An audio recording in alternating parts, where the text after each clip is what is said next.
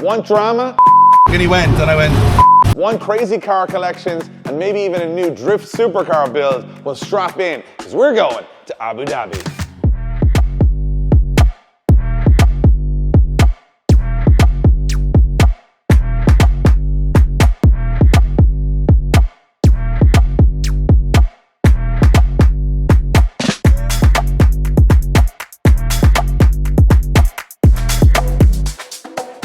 We are here in Abu Dhabi. It is our first video of 2025 and we have a very exciting few days ahead.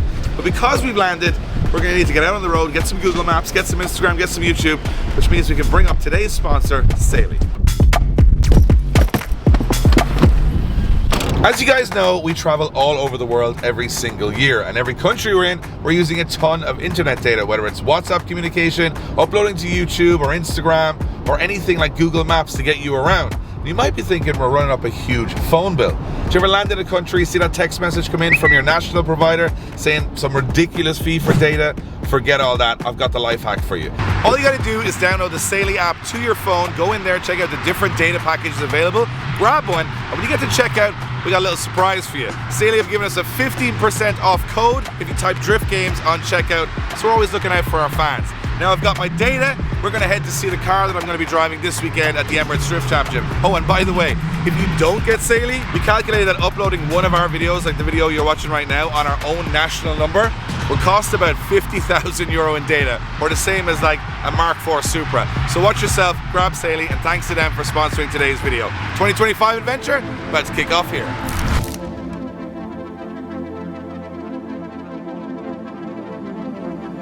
Welcome to Stop One. We are here outside Abu Dhabi at EF4 Motorsport, and this is where the car that I'm going to be driving this weekend at the Emirates Drift Championship is stored and being maintained. I've seen the car before, so it's not a surprise to me, but you guys are going to love it. Hello friends. Hey guys, welcome. How are you? You good? How are you? Good to see you. So the guys here work on everything, right? You guys do a lot of basically custom work. Hold on, this is a rotary just on a... This is a rotary stand, yeah. Rotary engine stand. It's a good introduction to a shop, and a Ferrari 355 just chilling here as well, which looks really, really cool. So, in through these doors, this is the car that I'm going to be driving this weekend.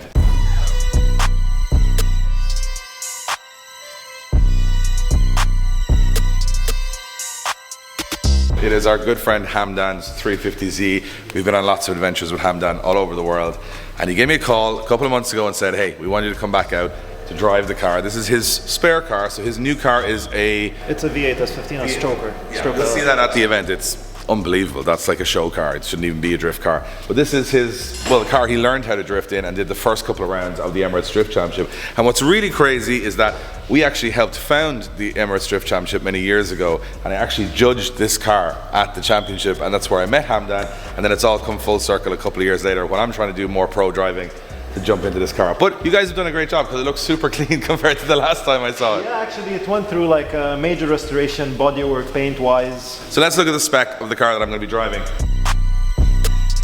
So an LS3, so it makes about what, 400 wheel-ish? 400, 410 wheel on a good day. On a good day. And again, this is not going to be the highest horsepower car this weekend. We got everything from 1,000 horsepower plus Velinos. This is going to be a little bit of an uphill battle for me because we can't run the Velino tires because, let's be honest, it's going to break everything on this car, and it doesn't have that much power. So I'm going to run Westlakes on it. It's going to be a little underpowered and a little bit slower, but what I love about it is that it is an LS3. I had a similar engine setup in the Corvette I had, and I've driven so many 350Zs, so it's like putting two together. So it shouldn't be too unfamiliar for me to drive. We're looking at the engine right now, but there's a lot more goodies on this thing, which is going to make it a little bit more competitive. So fortunately, Hamdan and I are both taller gentlemen, so it's not that hard to fit in the car. So it is a custom dash. We've got a very, very nice FDF handbrake here. We have a Samsonis dog box and nice door car. Everything's pretty nice in here, like it's pretty simple. You got a Wisefab suspension on the front and back, LS3, dog box. What more do you want? Not the fastest car on the grid, but it should be a very predictable car to drive. It'll be under pressure for pace. But you know what, I'd actually rather a car that's predictable to drive than really hard to drive that's faster, especially when I don't know the competition or the track and I've never competed here before. But I'm going to take a quick look around it, make sure everything is fitting well with the harnesses, and then we're good to go for the weekend. So this is the first step in a big year for me. Last year I announced that I'm going to take my professional driving a little bit more seriously in 2025, and because there's no competitions going on right now in Europe, we've had to go further afield to try and get some practice in. This is the starting point. Going to the Emirates Drift Championship, taking on some of the best drivers in the Middle East in a car I've never driven before, on a track I've never driven before. So I'm pretty excited about it. But I'm also a little bit nervous because once I take this step to becoming a pro driver, I've got to get good very, very fast. I've got about 4 months until the start of the regular season in Europe to not be average and to be quite good. And that's why I want to jump around the world, drive some different cars against some different competition and see where I stack up before we go back to Europe. This car should be the perfect starting point. It's not the most competitive, it's not something that's going to wow the grid in terms of speed, but I do want to start with something that's capable of driving well, and to be honest, once I can qualify well, that doesn't really matter about speed, it means about how good the car handles. So that's going to be my first aim when I get to Yas Marina. But I'm also here to have some fun as well. So I'm going to have a little think about it, start studying the track, and I'm excited because this is the first time I actually get to think about an event without running it and just think about my driving. So I'm going to have to really focus. So it's going to be fun.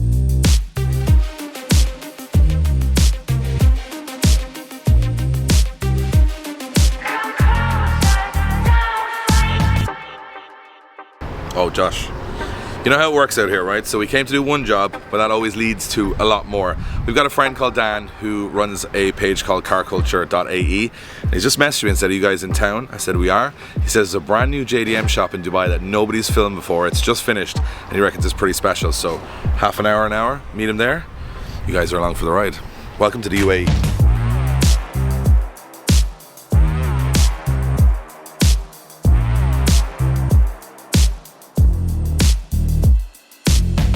It's an Urus, it's a Lambo, we must be in Dubai. So we are rolling through Dubai right now in Dubai traffic, and some of you watching might not know a lot about the United Arab Emirates or what the car culture is like here. And when you think of it, you're probably thinking Lamborghinis, Ferraris, supercars, and you'd be right. There is more Lamborghinis in Dubai than anywhere else in the world. And the reason being is that obviously a lot of very wealthy people have apartments and villas here, but also because there is no tax. So where normally if you're driving through Dublin, you're not going to see a custom coloured Cullinan just rolling by casually.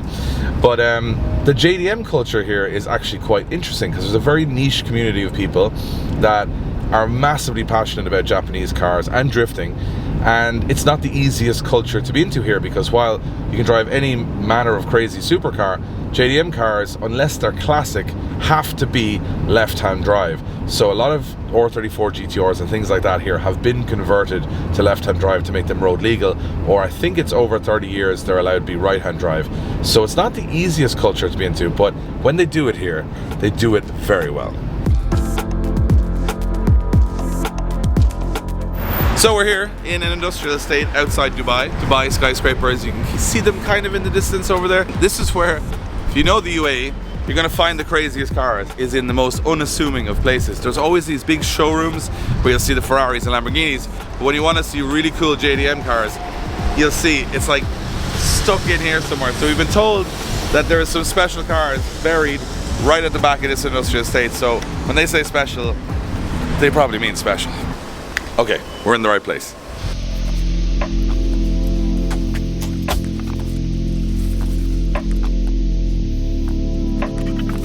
I've been to the UAE over 40 times, and every time I go, there's always a new place to go, a new enthusiast to meet. Pretty crazy stuff. This place only opened a week? 4 days? Yeah. 4 days, so this is definitely the first time someone's seen any of this stuff on film.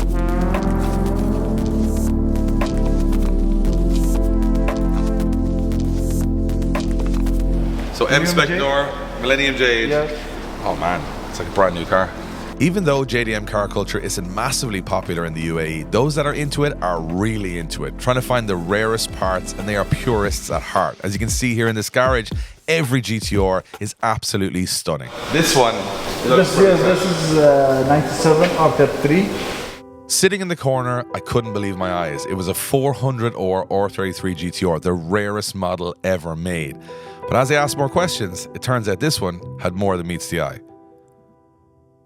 So this is not a 400R, but all the parts are from a 400R. From Nismo factory. Wow, so it's near as close to being a 400R. It's crazy to think that these old JDM legends are now commanding the same value as supercars and looked at in exactly the same way. Every piece of this car is expensive and rare. Not even just expensive, it's rare. Like, you're probably talking, what would you think for the bonnet on this? Yeah, also, I think there's a story of someone famously online buying one for $15,000.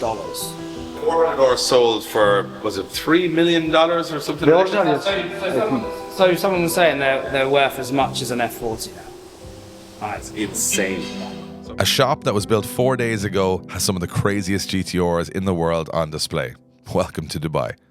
Thank you guys for showing us a little... nice to meet you. Lovely to meet you. And Dan, thank you for once again showing us a hidden gem from around the place.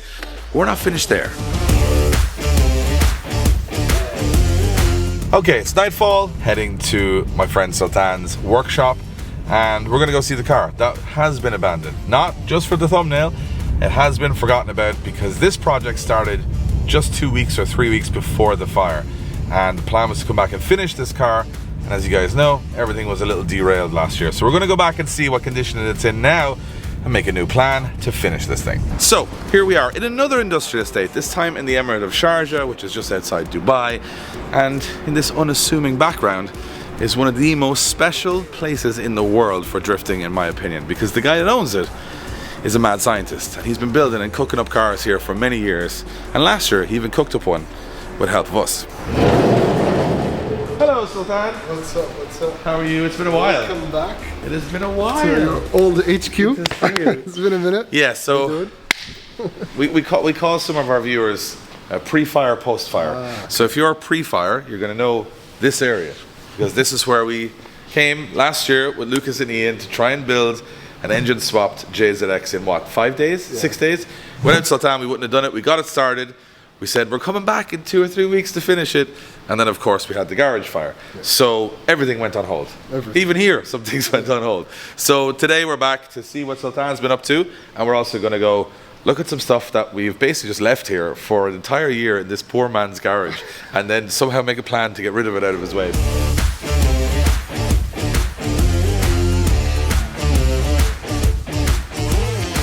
We have an Aston Martin getting some work done, getting a refresh. This is the first ever Aston Martin drift car. Over there, the McLaren, a lot of people are wondering what's happening, but... We took a pause. You took a pause because we were both supposed to do the supercar drift thing, and then obviously my end of the bargain was not held up, so Sultan was No. We said we'll hold on a little bit, and you also have done some more development. I lost interest. The whole thing about 2 cars, it was, it was fun. It was the idea, it was the story. Now, he might be guilting me into trying to go look for another supercar. And I heard you guys had a big flood over here. Yeah, a few months ago. So, stay tuned to a future episode. We may go looking for some stuff. Whether we can afford it or not is another question. Before we go to the car that has definitely been forgotten, I can see the dust on it down there. We'll go talk through that in a minute. Show me some stuff. Show me some interesting stuff you've been working on. This, I have no idea what this is. So this one, this is a Porsche. Really? Yeah, it's a Carrera 911 that you see a shell. We made a whole shell on it. We wanted to do a full tube chassis. So like a 997. Yeah. So is kind of. We shaved it off, and we just want to have the windows to keep the chassis number so we can register it if we need to ship it or whatever, and then door hinges. The rest is all tube chassis. Why are you building a tube chassis Porsche? Because we want to do an off-road version. The ones that everyone's doing that lifted, like a lifted version or the off-road or all-terrain or whatever. I wanted something that you can actually pop a wheelie and actually take it off-road, So, LS. Things have not changed a lot around here in the last year. For those of you who can't visualize this, almost like a sandrail, dune buggy, monster truck, Porsche 911. Kind of, The car I want to see though is over here, because I didn't see it last year, because you brought it to Ultrace in Poland. Yeah. I didn't get to go to Ultrace in Poland, but I'm going to admit, I was proved wrong. I was proved wrong. Generally, I dislike this shape of car.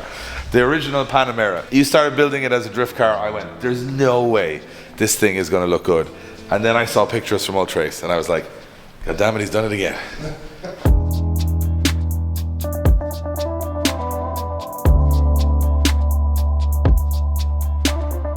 You put a Panamera, first of all, you put a Panamera on VSKFs, which I've never...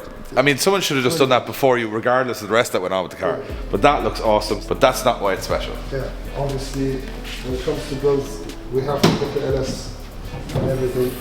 So it's running LS, basically built 6 liter, single turbo. That's not a supercharger. Everyone asks me. It looks like a supercharger. It's an AC. The air conditioning on this car is the same size as a supercharger on most cars, but it looks really cool. AC works, radio works, all windows work, sunroof works, 4 bucket seats, and there's a firewall in the back, and there's a boombox for the bass on the radio. So you got a sound system, air conditioning, of course, an windows LS, work, an angle kit, turbo, turbo, in a Panamera. and it boogies, man. So this, 3D printed. so that's the rear view camera. Yeah.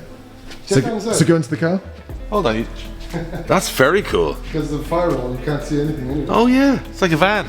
That's such a nice touch, actually. Somewhere out there, there's a gentleman in his 60s driving around in his Panamera, and he has no idea the potential. He has no idea. This thing is super cool. If you haven't seen any of these videos before, this is, yes, you're going to say it straight away. Is that a full carbon fiber Bentley Continental? Yes, it is. And it's very flexible too. How much weight did we save in this car from the standard? More than a ton, literally. More than Took 1,000. 1 ton of weight out of the standard car. Well, just show it. You got to show them. I've even forgotten what this looks like. Of course, it's not running a Bentley engine. Full LS on ITBs, which I've heard this car in action, and it sounds phenomenal. LS7, Mass Motorsports heads, ITBs. And the whole thing, you custom made every piece of carbon on it. Yeah. Right here. Yeah. That's just like insane. So there's a lot of nice cars in here. Some very impressive stuff. But the car that has the most impressive engine swap for me is this absolute beauty. Now, prepare yourselves, because if you haven't seen this before, this is just absolute work of art. We've just had it fully polished with the whole Sonax range, so she is ready for her reveal 1 year later. The JZX90 is here.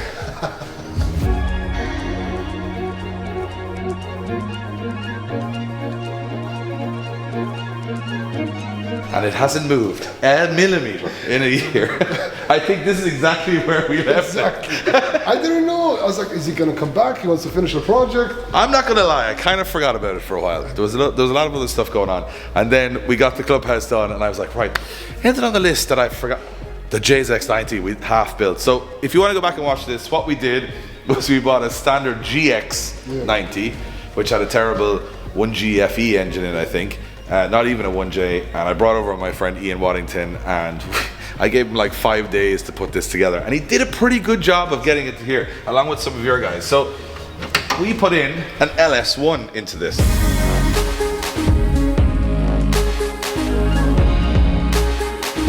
So we originally were going to put in a 1.5J into it. The wiring wasn't great, so we were thinking, oh, we'll put it in, but then the wiring won't work, whatever. And you just happened to have this sitting around, so we said, and I had a gearbox somehow as well sitting around, so we put it all together. So the problem with this car was, we had a body kit painted, wheels, coilovers. We were going to ship all of that here to make it for our friend Dan's show Offset and have the car looking really cool. Obviously the coilovers, the wheels and the kit perished in the fire, and at that point we just kind of lost interest in the car. But now I've gained interest again because I needed to come and see it again and remember how cool it is to have an LS in there. And remember, this was done by Ian without modifying one thing on the chassis. Nope. Not one thing was modified. He put the gearbox, engine and everything in there without even putting a hole in the car. So the next stage for this car, we think, is probably going to be to ship it back to Ireland, because I think we could get the boys back home on it, we could get DRT Automotive on it, we could put a link in it, we could do a little bit more fancy stuff with it, get it running right for Irish fuel. And I think this would be a really fun car. Like, it's reliable, it sounds interesting for a GX, and we also have a kit that we have found for it, wheels with Strom. So we can kind of finish this car off, and let's be honest, it's you know, it needs a little bit of love, right? But also we're here because we finally found a home for the engine that we've been going on about for about 3 or 4 years here. So there's a big pile of parts over here, quite a pile of parts. So we obviously, you know, picked up a casual McLaren engine. No, we didn't. That's at the McLaren. And sometimes you can lose your engines in Sultans. There's quite a few. So we have an engine that we bought, I think it's nearly 4 or 5 years ago, at the LZ World Tour in Ireland. The Low Brain Drifters car. Josh, your car decided to, well, it did a very smoky burnout. The only problem was the wheels weren't turning sometimes. So when we saw the smoke, we went, oh, cool burnout, Laurie Heinen. Then nothing was moving.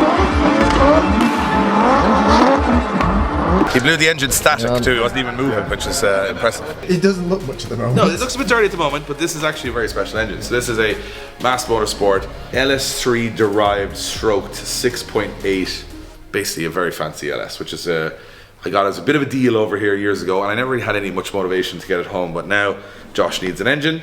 We have an engine, and we have an LS powered GX90. We're going to put all of this into a container and send it home, and then it becomes Wayne and Andy and Lloyd Patterson's problem, and it no longer will be yours. So that's kind of the plan. That's why I wanted to come and check it out. So we're going to get it shipped over. Sultan, thank you so much for looking after all of our stuff for an entire year that we forgot about.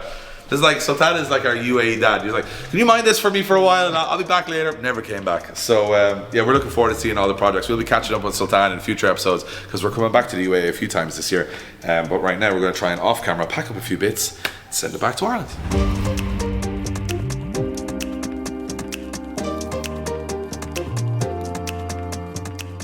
So we are here under the lights in Yas Marina. It's loud, it's wild.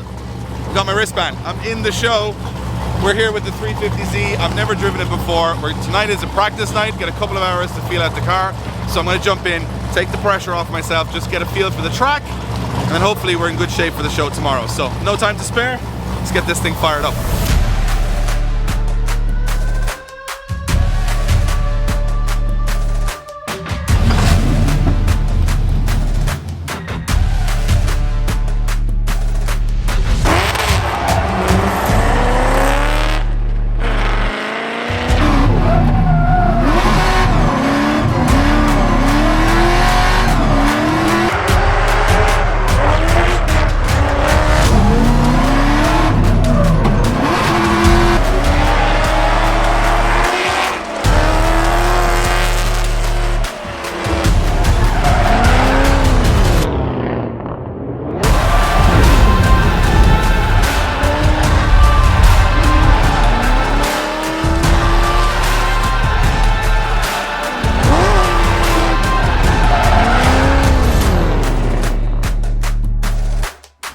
So it's midnight, we finished up our practice session. We got about 4 or 5 laps in the dark, which is really cool, here in Yas Marina. I'm teammates with my friend Hamdan this weekend, which is also so fun.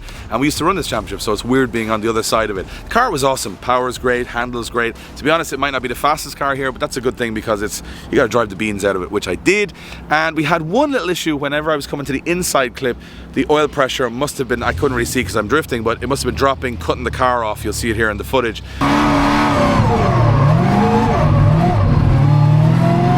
So we think maybe that the oil pressure safety parameter is set probably a little too high. So maybe if we lower that a little bit tomorrow, just for that split second when it's doing it, it'll make the car a little bit easier to drive because I've done some laps kind of over driving it to get around it. So we'd like not to have that problem. But all in all, I'm having a blast. Tomorrow's game day, qualifying and battles, and I've got some night practice in tonight, so I'm feeling confident. It is warm in the car though. It is nighttime, it's like 25 degrees. So tomorrow, during the sunshine, I'm gonna melt, but I'm still looking forward to it. So we're gonna go chill. I'll see all you guys in the morning. This championship is a great place to come and learn in the off-season because some of the drivers here have cars and ability that matches those at Drift Masters. In fact, some have competed in Drift Masters. Even though I don't quite have the same level car as them, I go in as the underdog and I can try and fight my way up. Alright guys, it is game day here at Yas Marina. I'm about to head out for my first practice, well my only practice, and then we head to qualifying and battles. It is super warm. Going from like -4 in Ireland to 26 degrees here, and now I'm in the suit and in the car. It's going to be a pretty tough day, I think, until the lights go on and the sun goes away. But we're going to see if the issues that we had yesterday are still going to be persistent or will I be able to drive around them. But it should be fine. We're going to get a lap or two under our belt, hopefully feel confident, and then start working on those twin battles and getting close in the chase too. So we haven't paced the car against another car yet, so we don't know. But we're going to find out.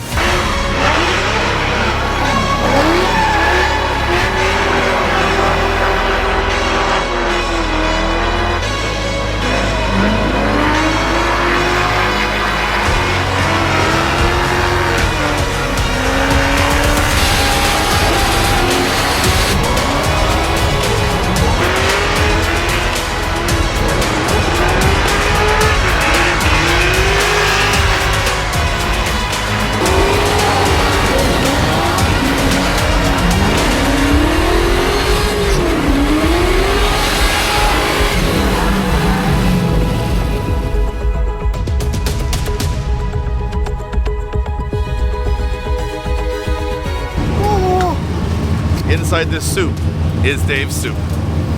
So it is very hot. I'd say it's like, must be 35, 40 degrees in the car.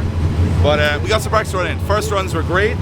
It's really warm, so it's actually weird how it affects the car. So the tires overheat. I was only getting 2 runs to a set of tires.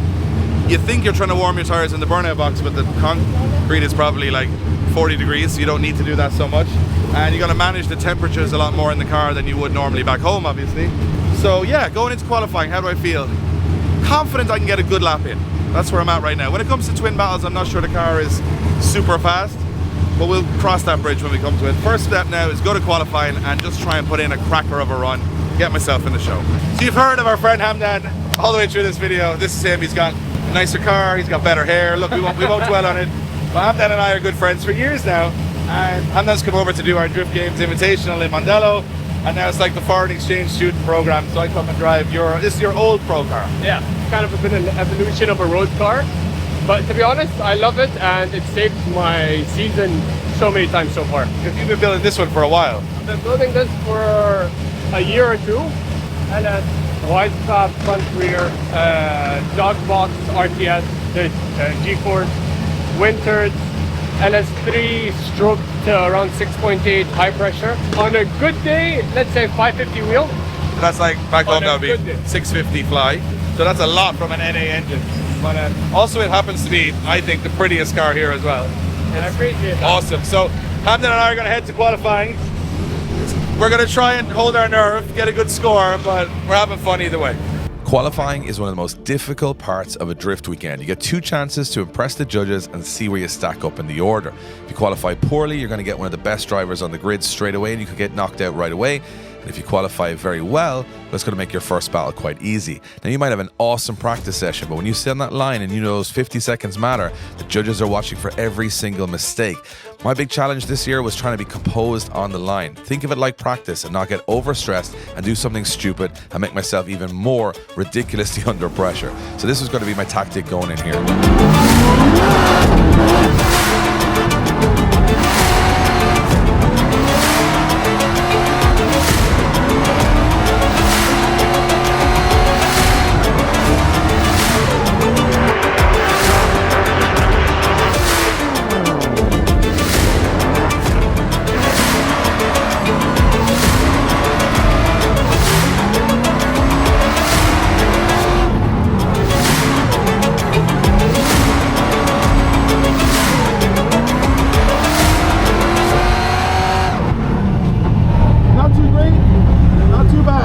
So first run, I played it way too safe. So I thought just be really precise on the line, left foot brake, but we had gripped the car up quite a bit with the Westlakes on it. So when I left foot braked and I put full throttle on, it started to grip up because the car wasn't moving at enough momentum to spin the tires. So kind of 6 of one, half dozen of another. Really safe run, got a 78, so the line was good and that was about all. So on the next run, I'm just going to absolutely just send it into the corners. No major left foot braking and definitely going to full throttle clutch kick it everywhere. So I think I've got the safe run. I definitely think I'm going to get in the show with that, but it's not enough. That's not a really good score for me. So I want this year to be improving all the time. I know it's a new car, not the fastest here, but I want to do a second run that's worthy of the amount of effort the guys have put into the car to get me here. So pressure's on, but I'm going to make it happen.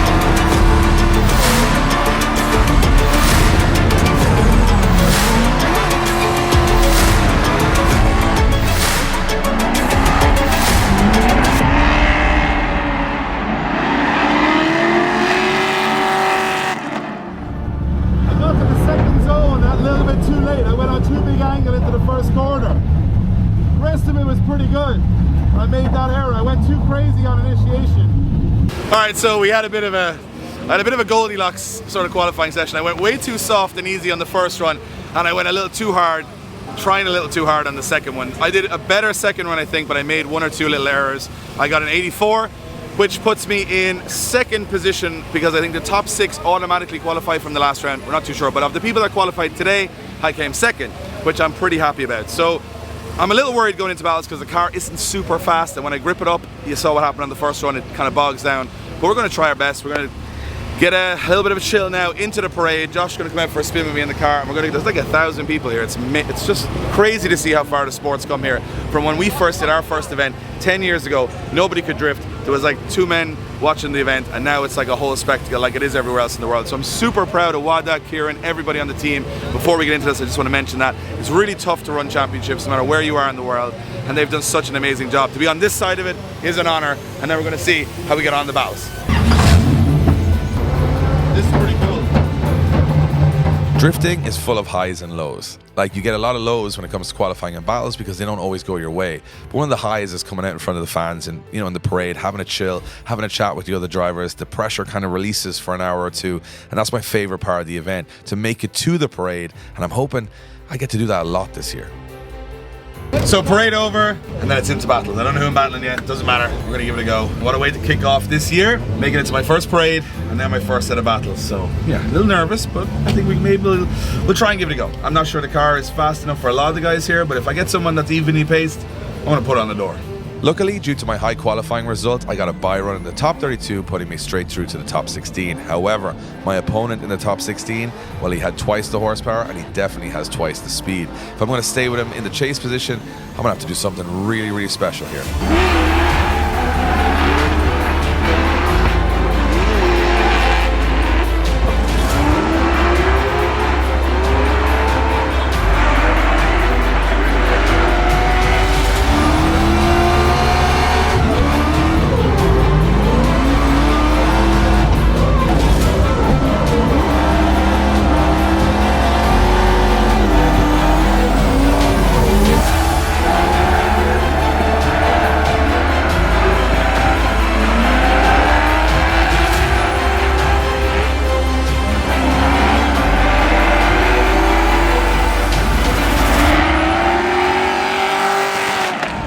After the first run, I took an advantage for having a very smooth lead run, but I knew the chase was going to be trouble because he was so much faster than me.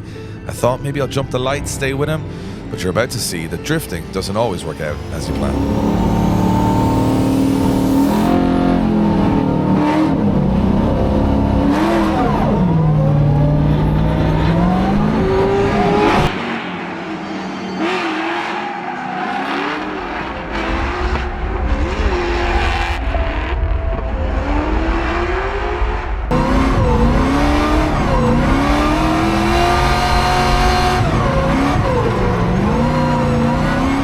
After a messy start, the battle was over. Once he got the head start on me, he had a faster car. I was never going to catch him. I'm cutting through the course to try and make up ground, and I still can't catch him.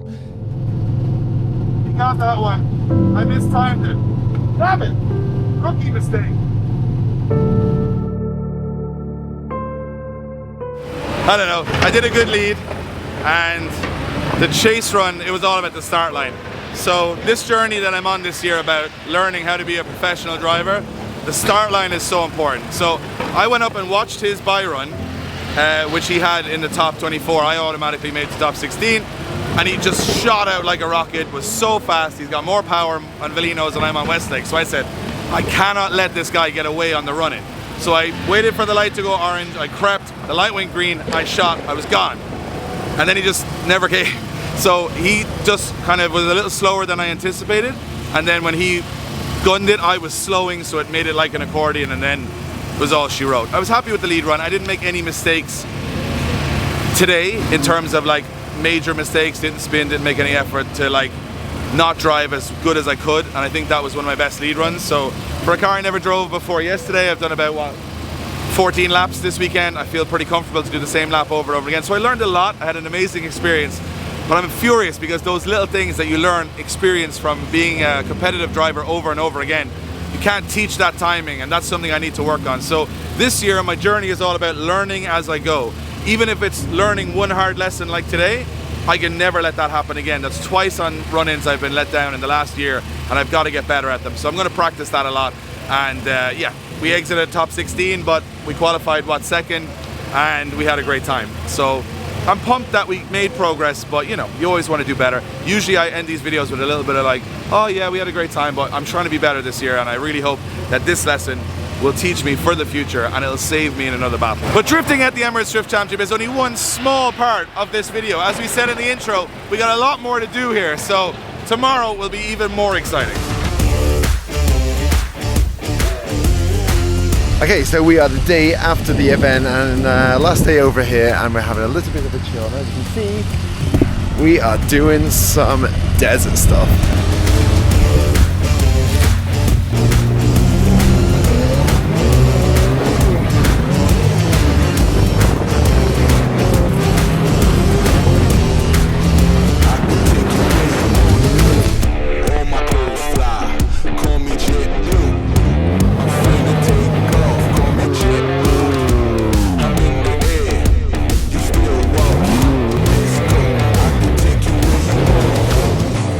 We had so much fun riding buggies in the desert, but the next day we started thinking about we should probably have a look for a new project here in the land of the supercar.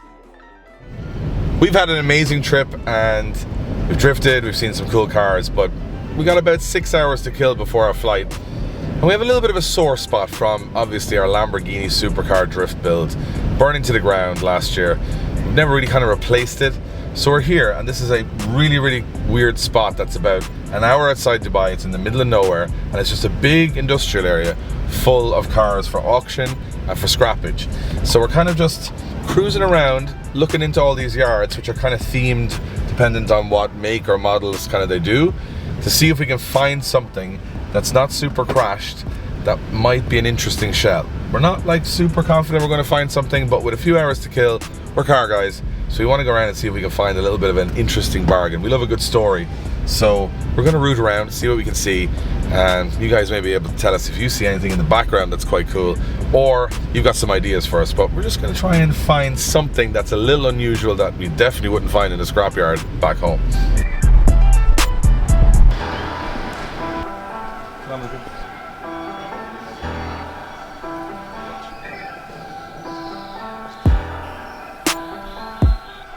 So we're in one of the many supercar breakers outside Dubai, about 2 hours outside. Not many people can come here. I'm not even sure if we're supposed to film here. But as you can see, this is not like any other car breakers back home. McLarens, Ferraris and all that. So we're having a look just to see if there's anything that has, this looks too mint. It looks like it's had maybe flood damage. But like, check this out. This has obviously been on fire pretty badly. So this is a 458, completely toast at the back. Got a lot of Bentleys, another Ferrari up there. So we're kind of trying to find something that's not too wrecked, maybe like a shell. Like there's a shell of a 488, I think, up there. I guess we're kind of looking for something that is a shell and it has glass and panels, or some can be got. Maybe we're exploring. We're just exploring options. If something comes up cheap, we might make an offer. But everything here looks either really wrecked or way out of our budget.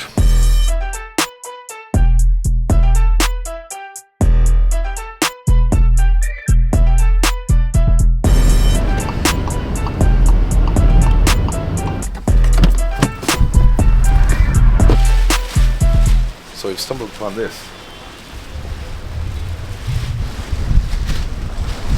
It's definitely flood damage. You see all the corrosion on all of the center console and all the wiring. Just missing a door. This would be very cool. An AMG GT drift car. All the electronics are toast. Is the engine in? Hello. Oh, sorry. Is this for sale? Only part. Only parts, no car for sale. Oh well. So, I actually got a bit excited about this, but they only sell it for parts, which must mean the car is written off or has no papers. So, probably picked up at an auction, no paperwork, just recovered to a scrapyard. There's a complete AMG there, engine and everything. Shame. So we spent a few hours looking around for something interesting, but nothing was quite taking our fancy. Then we stumbled into a very random yard that had something that might just suit what we're looking for. Be a cool project, wouldn't it? To start with the front, make your own chassis legs. I love these old style are savage. It almost looks like they're new. Essentially, these are brand new cabs and beds for old model Toyotas, which we never knew even existed in brand new form, which gave me a bit of an idea.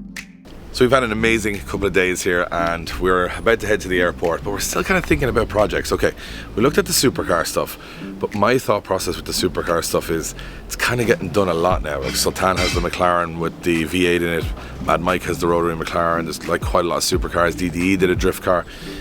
So maybe it's getting overdone. Let me know in the comments what you think. The second thing is to get like a modern sports car, maybe a Supra, AMG GT, something like that, and put like a 2J or a V8 in it to make it like a fancy but more achievable build. Or we were going to ship the JZX90 home, and again, I've only thought about this for 30 seconds, so don't quote me on this. What if we cut the body off the JZX90 and put an old Land Cruiser cab and bed on it, so underneath it's a JZX90 Mark II, 1J, all the suspension, the gearbox, we've just done with an LS in it, so it's pretty much mechanically done, but make it look like a 1970s Land Cruiser on top, so it'd be like a drift truck, which I don't think people have done Hiluxes before, but I don't think someone's done one of these old Land Cruisers. So they're about, we talked to the guy, so one of these cabs, whether you want it in beige or in white, they don't come with an interior, but you don't mind that, like this and the bed is like brand new, 5,000 euro, brand new. Now you'll need seats, but you do all that if you're making a drift car. You put the seats, you do a dash, put a link ECU in it, I don't know, and then you could ship it as the chassis number for the JZX90 because that's what the chassis number is. So I'm thinking about it. You guys let us know in the comments. We're heading back to the airport now. We've had an amazing 4 days. We hope you guys have enjoyed our first video of 2025. And yeah, I want to hear the little chatter in the comments now about what should we build. When we're coming back here in February, which we are, we're heading to Australia next week to go to Keep It Reed's Drift Fest to compete against some of the biggest names in the game. We've got a big announcement with the secret car that we didn't show you when we revealed the clubhouse, all coming in the next week. But for the moment, let me know what you think. And we'll see you guys on the next one.